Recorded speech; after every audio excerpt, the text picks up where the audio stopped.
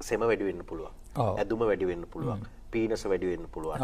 එහෙම වැඩි නොවි සමේ රෝග සුවපත් කරන්න පුළුවන්ද? අනිවාර්යයෙන්ම පුළුවන්. දැන් ශරීරයේ අභ්‍යන්තරයට මොනවා හරි විෂක් ඇතුල් වුණාම එයාව හැම වෙලෙම පාලනය කරන සෙම වලින්. සෙම ඇවිල්ලා අර විෂ උරාගෙන එයාගේ ළඟ තියාගන්නවා. ශරීරයේ වෙනත් තැන් වලට හානි කරන එක වළක්වන්න. ඒතකොට චර්ම රෝගයේදී බ්ලඩ් පොයිසනින් කියවගේ ලේවල විෂ අර සෙම වලින් උරා ගන්නවා. එතකොට ශරීරයේ අභ්‍යන්තරයේ තියෙන සෙම් කොටස් දූෂිතයි. විෂසහිතයි. සෙම් කොටස් දූෂිත වුණා විෂසහිත වුණාම ඒ කරන්න උත්සාහ කරන්නේ පීනස, ඇදුම, සෙම වගේ තත්ත්වයන් හරහා.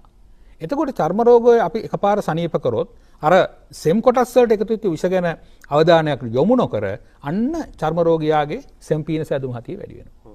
ඊටමත් පැහැදිලිව අපි මේ රෝගියාගේ සෙම පීනස ඇදුම හතිය කියන රෝගී තත්ත්වයන් ගැන විශේෂ සැලකිල්ලක් දක්වනවා. ක්‍රැස් වෙලා තියෙන විෂසහිත සෙම වල විෂ ගතිය අඩු කිරීම, ඒවා බැහැර කිරීමේ ක්‍රියාවලිය අපි සිදු කරනවා. ඒතකොට චර්ම රෝගයට ප්‍රතිකාර කරන ගමන් කිසිම විදියකින් ඇදුම තියෙන රෝගියෙක් වුණත්, ඇදුමට ඉන්හෙලර් ගන්න රෝගියෙක් වුණත්, ඒ ඇදුම රෝගේ වැඩි වෙන්නෙත් නැහැ. චර්ම රෝගේ සුවපත් වෙනවත් එක්කම අර සෙම් සහිත රෝගේ, ඇදුම, පීනස හෝ අතිය ඕනම දෙයක් සුවපත් වෙනවා.